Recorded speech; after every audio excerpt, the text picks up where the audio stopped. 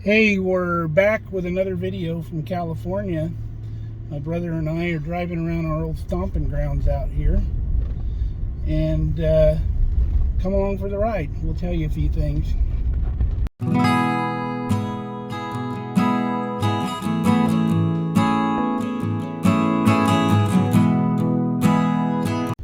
So we've been driving around Hillmar, California, which is the place where we spent most of our time growing up.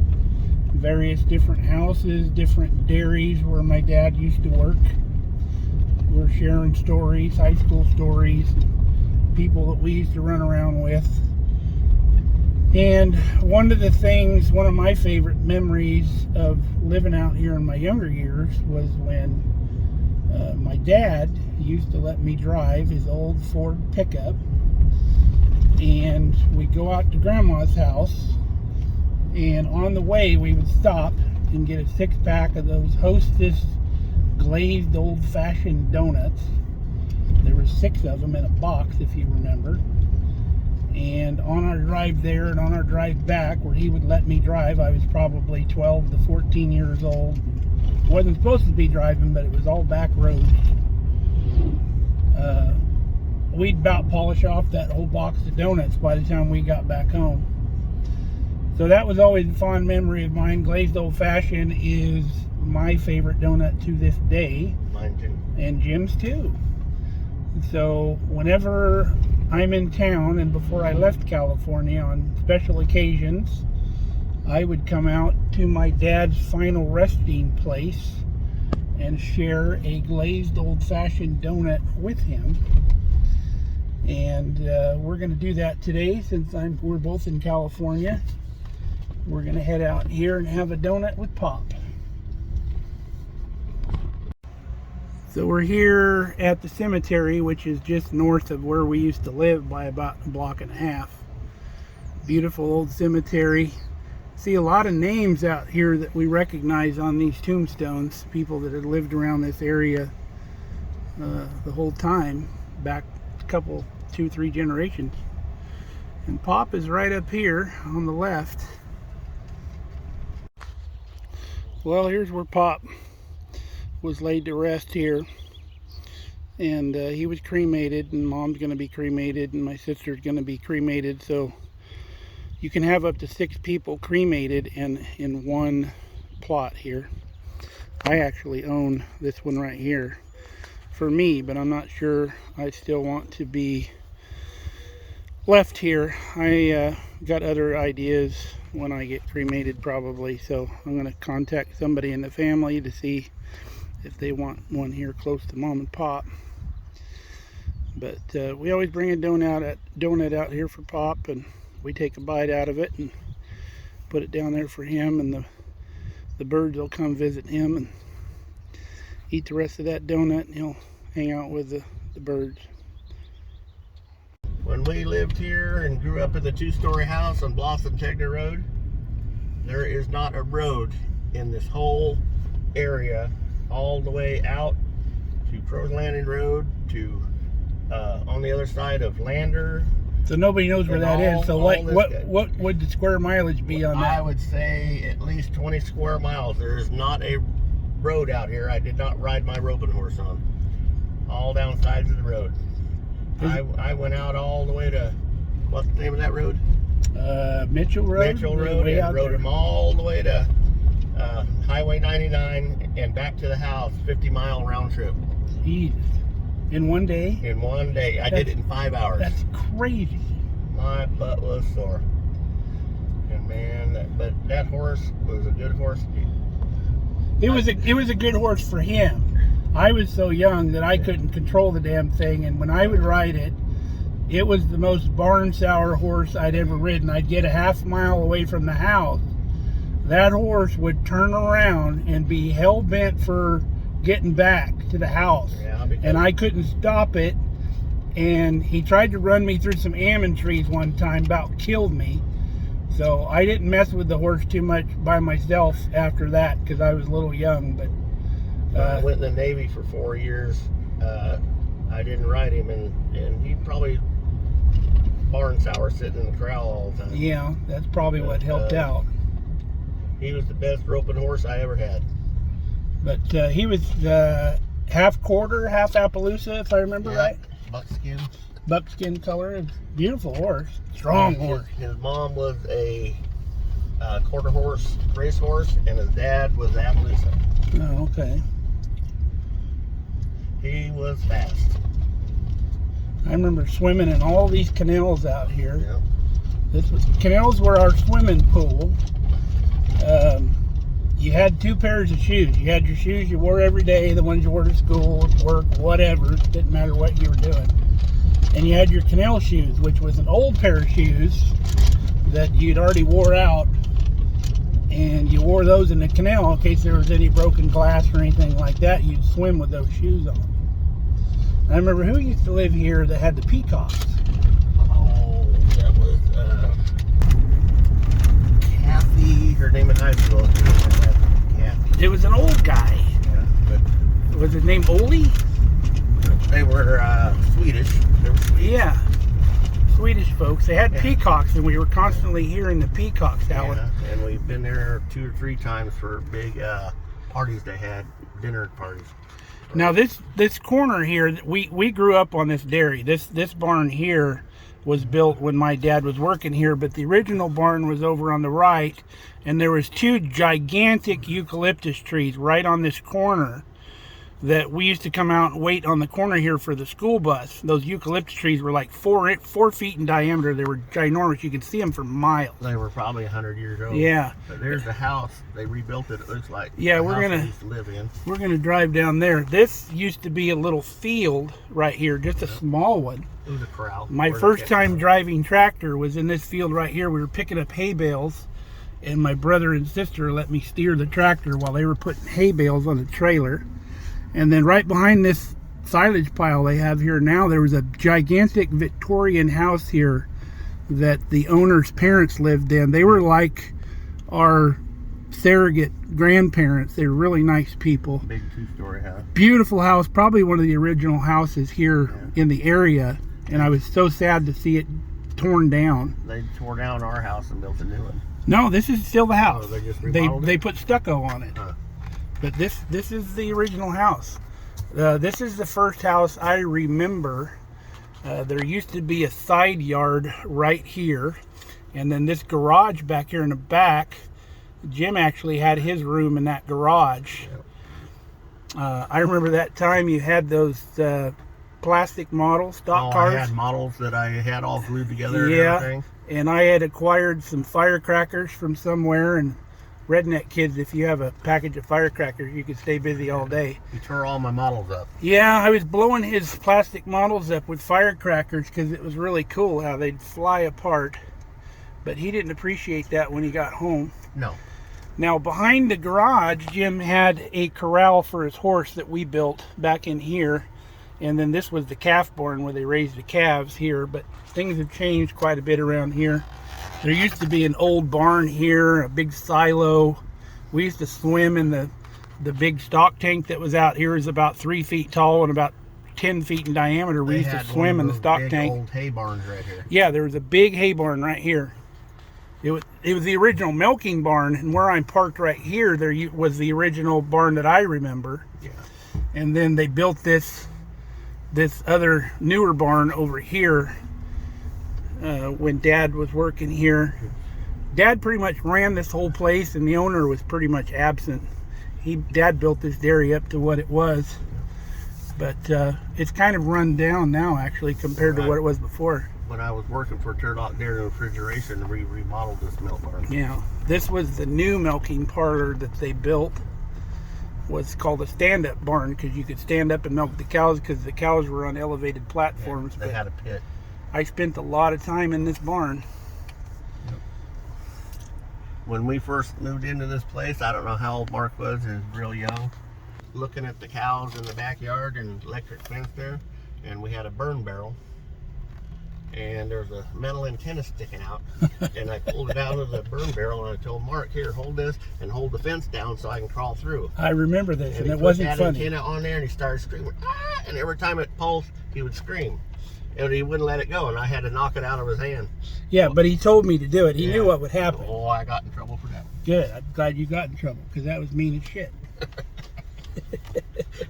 That's why you knocked me out of the chair at Mom's house in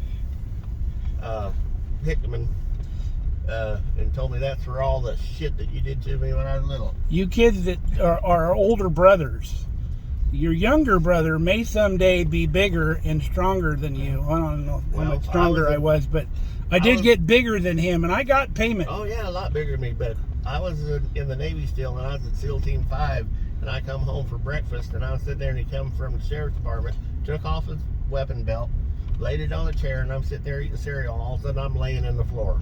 Yep. He must have come out of North 40 with it because it knocked me clean out of the chair. My arm went numb. I thought he broke it.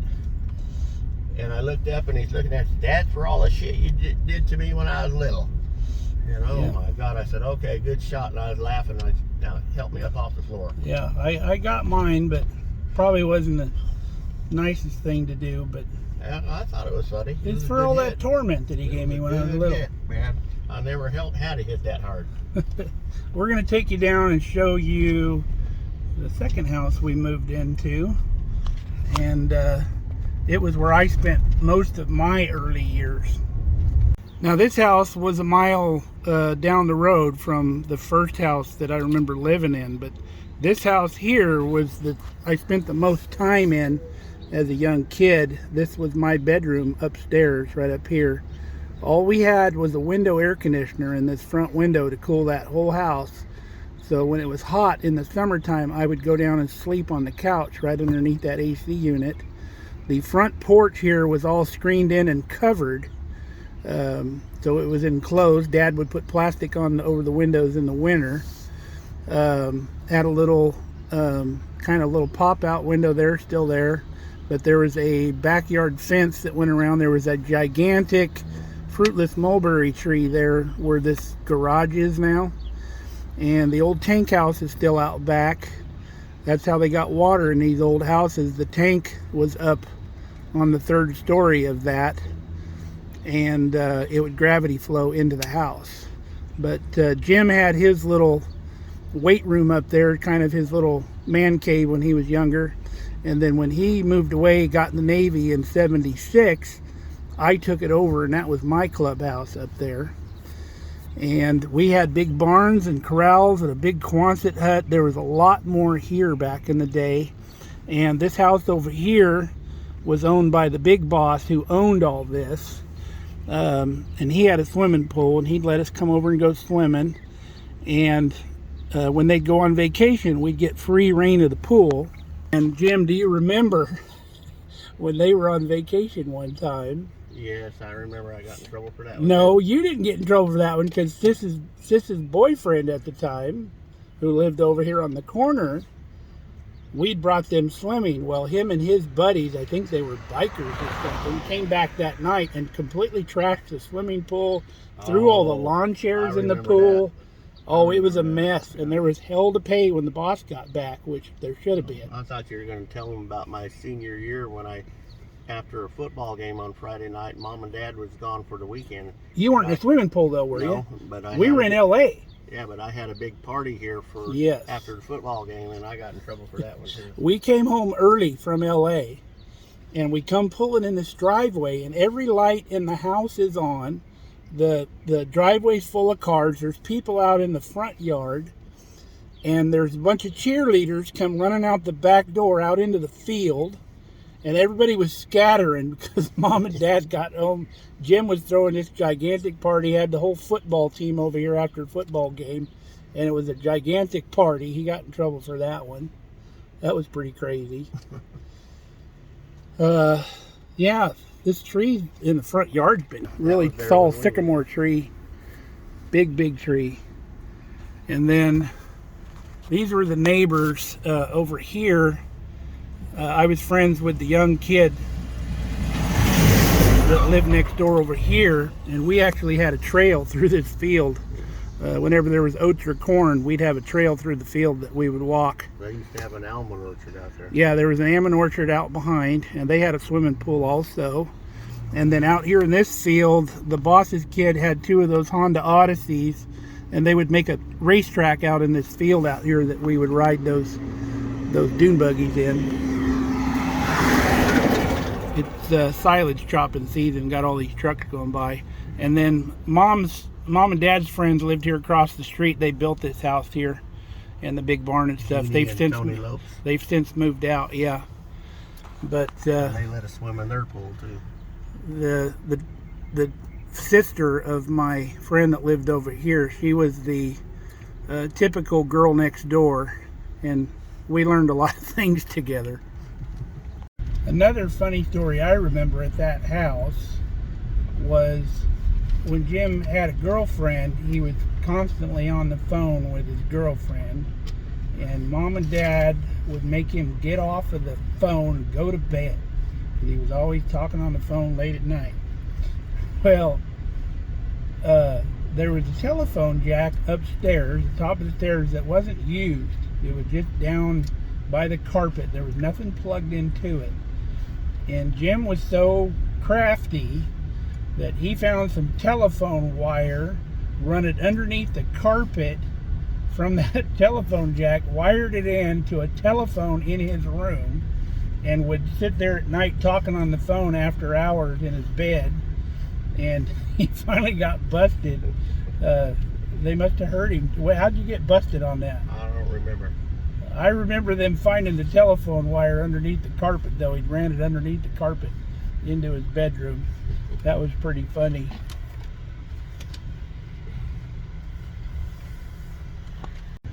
So at that two-story house, it had a peculiar thing about that house. There was a duplicate bedroom like the one I lived in the front on the back of the house.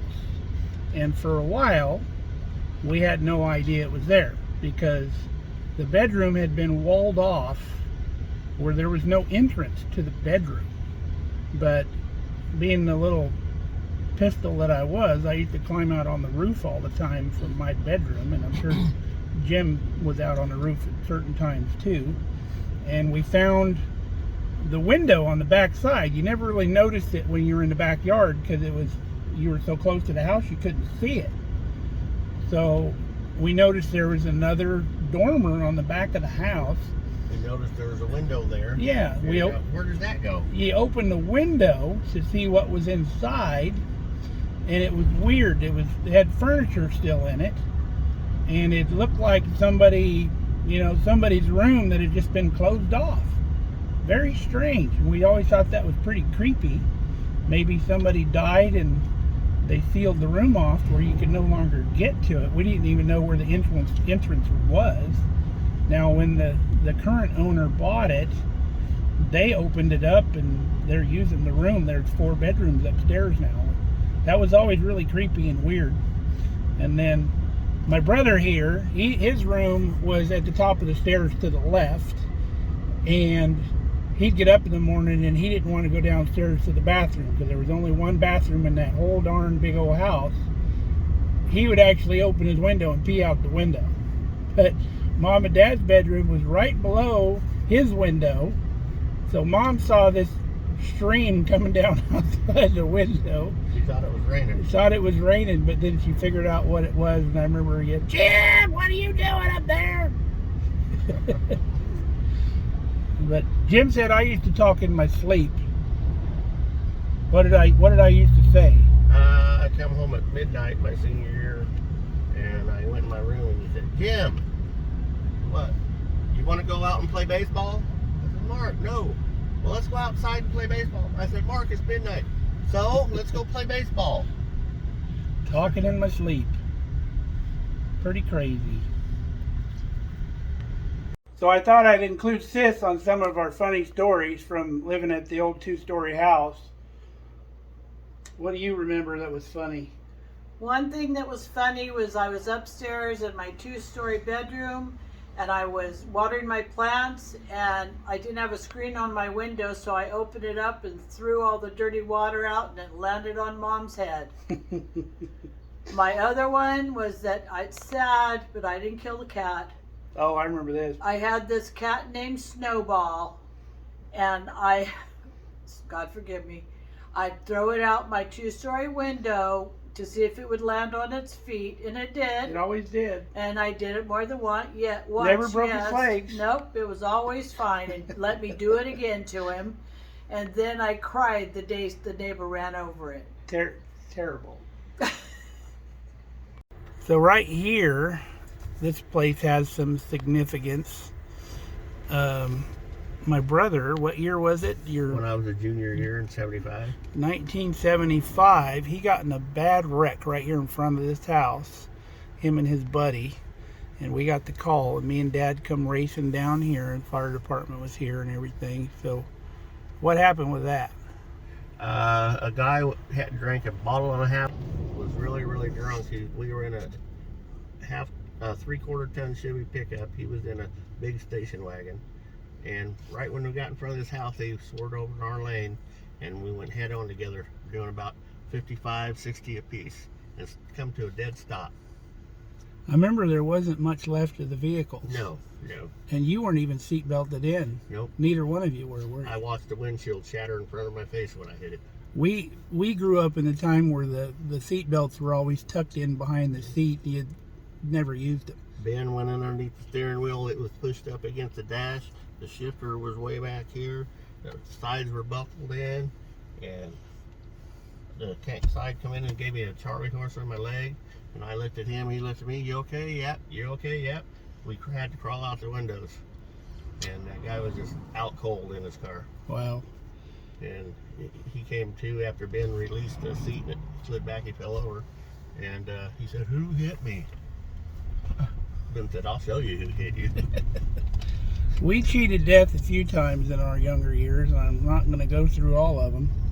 But we did some stupid stuff as kids that, miracle we survived, and we didn't have near the safeguards they do nowadays.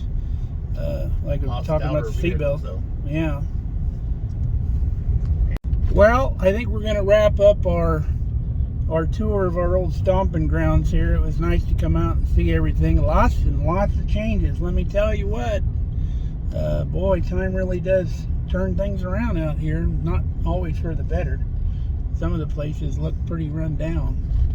And there were some places out here that were the really, really nice places back in the day, you know. And just not anymore. It's weird. So we're going to sign off. And we hope you enjoyed our little tour. And until next time, stay safe, stay healthy. We love you guys. And we'll see you on the next one.